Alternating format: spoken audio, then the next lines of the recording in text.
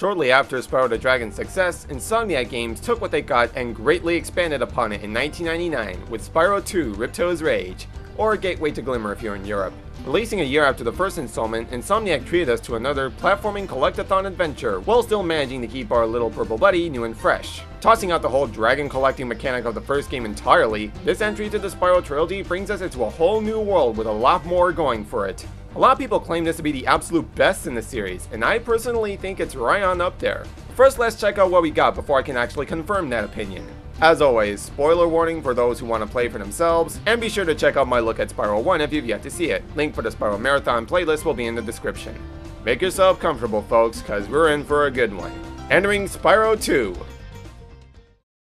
Best place to begin is of course the story. In the world of dragons, our purple buddy Spyro is just simply bored one day and decides it's time he took a vacation with his dragonfly pal Sparks. He sets off to Dragon Shores, but ends up in the world of Avalar, where we're immediately treated to some new faces in need of a dragon to help them rid of the trouble that is this game's new big bad, Ripto.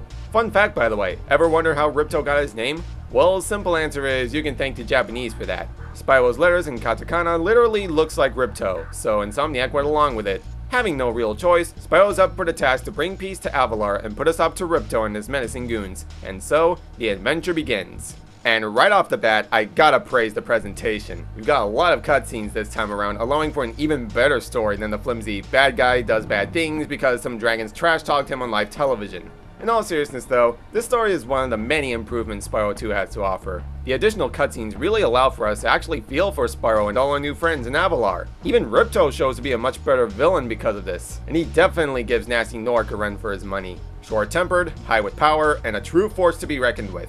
All the perfect ingredients for an unforgettable antagonist. Talking about improvements, the gameplay this time definitely tops that of the first game. If you played Spyro 1, you should be familiar with how he controls. Jump, gliding, charging, fire, that's all here. But everything is tweaked in all the right places, making Spyro control much better than he did in the first game, complete with new abilities to add on to it. Most of them I'll be delving into in a little while. The most notable of these new abilities is to hover at the end of a glide, helping you make it across those hard to reach areas. Also, anyone remember the fact that Spyro can roll in the first game?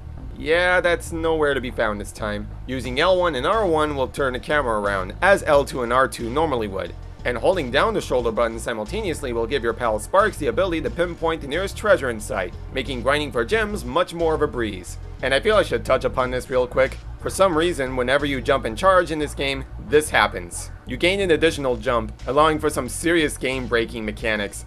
Have fun, kids! Your goal of the game is more of the same. Collect gems scattered throughout the world. Rather than rescuing dragons, however, you're out collecting MacGuffins such as shining talismans and orbs all throughout Avalar. The talismans are your main collectibles, found by simply reaching point A to point B in the worlds and levels you explore. Orbs are attained by performing side quests and missions in every level, handed to you by friendly allies and NPCs you find all throughout the world. And while we're on the topic, I really want to take a moment to talk about the characters in the game. Spyro is still the same snarky but lovable dragon we know him to be, with a big improvement in his voice work. Tom Kenny now voices our purple friend as opposed to Carlos Alazraqui in the first game, and this voice will stick with us for the next couple of Spyro games, and even the remaster as of recent. And I'll be the first to say that the cast of characters they brought forth really breathes some life into this franchise, rather than just having it being populated with Norks and dragons. Whether you're entering or exit a level, you're treated to a small cutscene showcasing the trouble going on in the world that you're in, and the end result of your helping out to save the day, making Avalar really feel much more lively. Then there's our new friends aiding Spyro along this gigantic quest.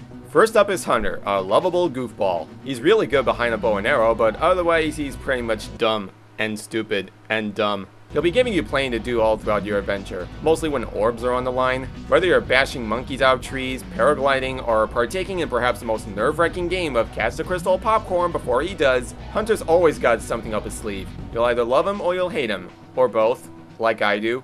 Zoe serves as your checkpoint mechanic. Simply walk up to her and one zap from her wand will remember your progress. She'll also be giving you tips time to time if and should you ever forget how Spyro controls. The professor is our standard brainiac, putting the power of orbs to work all throughout Avalar. He'll usually be giving us objectives such as scaring off evil spirits, planting these super powerful growth seeds, or one of my favorite side quests in the whole game, retrieving his lost pencil in a series of ongoing trades. My pencil! Then there's our dear friend Alora, who doesn't take lightly to being called a goat. I'm a fawn, you dork. Okay, now that that's out of the way, I am far convinced she's the glue that holds everything together. She'll always know what to do in any given jam and can be extremely helpful anytime you need her. If you ever feel like heading to the nearest portal to find that missing talisman, she's your go-to gal. And she'll always be there to support you every step of the way. She's easily a fan favorite, and I'm gonna join right in and say I love her quite a lot as well. And speaking of fan favorites, the infamous paywall that is Moneybags. Simply put, you pay him the gems you're collecting in order to open up bridges and pathways and even portals to select levels. On one hand, this actually gives gems much more of a purpose than collecting them for the sake of it. At the same time though, it really gets annoying after a while to pay up every time you see him, and I'm pretty sure Insomniac knows this as well.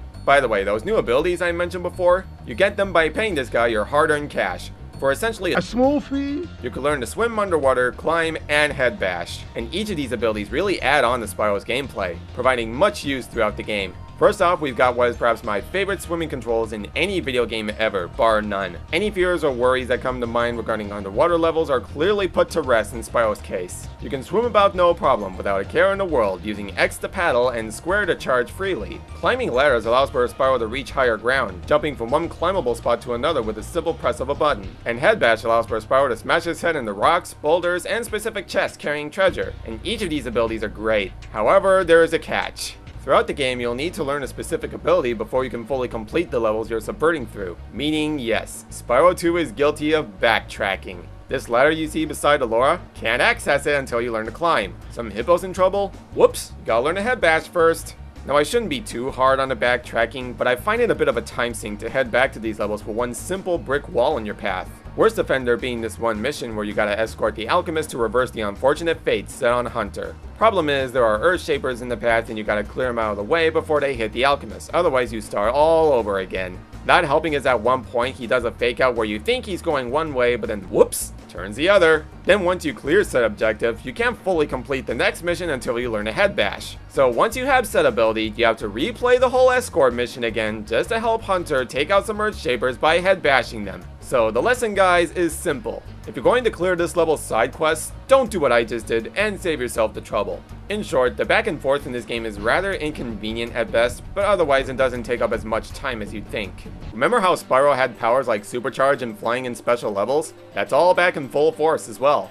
Flight levels are now referred to as speedways, and the objective's more of the same. Clear all the targets in the area and be done with it. Only now there's a special side mission in each speedway, so have fun tracking them down. Spyro can also fly in regular levels as well as supercharge. Adding on to these fun power-ups are a super spring that bounces Spyro to higher places, a super flame which makes Spyro's fire breath far more powerful, and invincibility that helps Spyro avoid certain death across those danger zones. You activate these special goodies through a power-up gate. In the first game, enemies you encounter give you gems upon defeating them.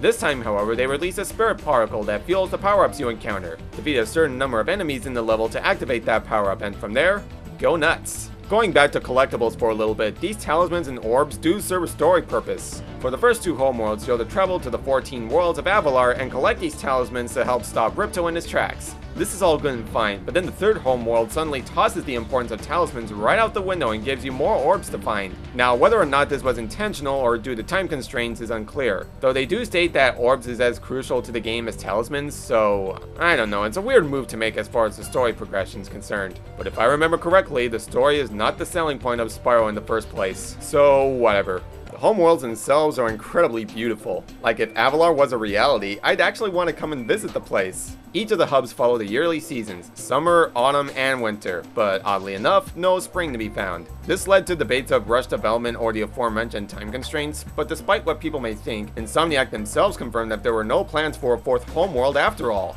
How unfortunate. Going through each of the homeworlds, Summer Forest is your starting point after traversing through Glimmer, hence the European title. There are 6 levels, including 1 speedway level, with the hub itself giving off a nice relaxing vibe in its design, complete with an awesome castle to look at. On a Plains is simply breathtaking. The biggest hub in the entire game with 2 speedways, 8 levels to explore, one of the best homeworlds designs I've witnessed thus far, and perhaps one of my favorite gliding moments in any Spyro game. Where the Tundra, while nothing short of amazing in design and atmosphere, is unfortunately the shortest of all the homeworlds, with only 4 levels and 1 speedway level. The levels themselves are creative and fun to travel through, and I love the idea that 2 of each level share an exact theme. Sunny Beach and Aquaria Towers are both water themed, with the former set more so on the sandy beach ground, and the latter especially loves exploring and swimming underwater. Fracture Hills and Magma Cone are both populated by fawns facing trouble with earth shapers and stone monsters galore. You rescue satyrs in one level and settle handle a dangerous volcano in the other. Metropolis and Robotica Farms are both futuristic levels where you'll be eliminating those pesky bugs on the farm and dealing with space animals gone amok throughout the city.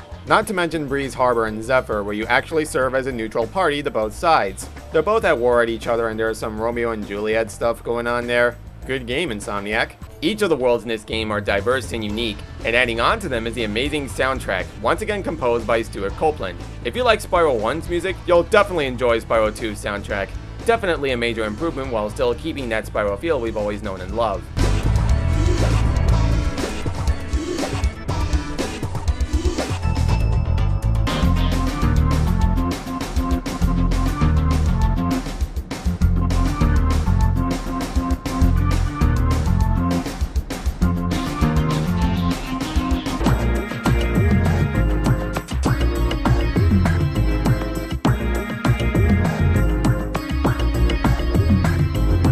Awesome stuff. I addressed a few of these earlier, but the side quests in this game are strongly varied and provide plenty to do for those orbs. Some of them I liked, some I didn't like, while others just dragged on for much longer than they needed to. Namely, the Idle Springs puzzles, particularly the first one, keeping the lightning stones safe from those gear grinder thieves and Hurricos, and gathering all those Cowlicks and Zephyr are not really my cup of tea. However, there is still a good amount of fun and actually challenging missions throughout the game. Whether you're playing ice hockey, firing down cheap UFOs, or scorching lizards to save the cavemen, you'll find something to enjoy in the midst of all these missions. And I think I'd be remiss if I didn't bring up the most infamous out of all of them.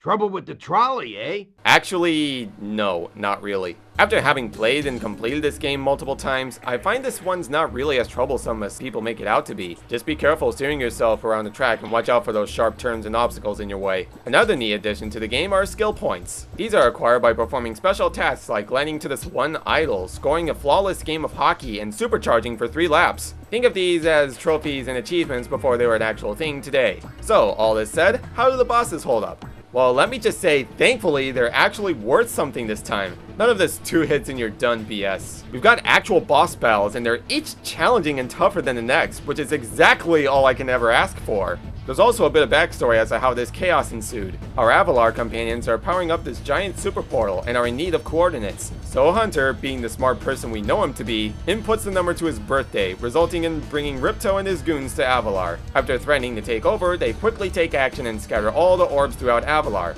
So you see guys, in theory, this whole thing is pretty much Hunter's fault, and he doesn't even try to fight back.